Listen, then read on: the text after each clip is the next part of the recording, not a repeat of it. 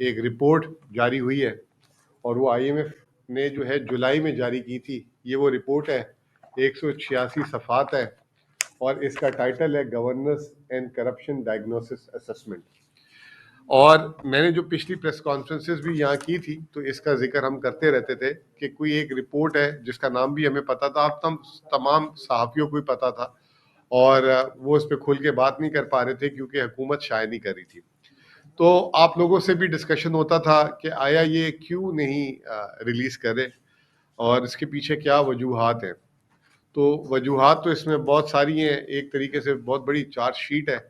یہ charge sheet موجودہ حکومت, موجودہ نظام, ریاست, ریاستی ادارے اور 70 سال میں جتنے بھی جسے کہتے ہیں کہ پولیٹیکل پارٹی اسٹیک ہولڈرز پچھلے 78 سال, یہ سب پہ چارج شیٹ ہے اور اس حکومت پہ بھی تھوڑی سی انہوں نے نظر کی ہے. لیکن سب سے پہلے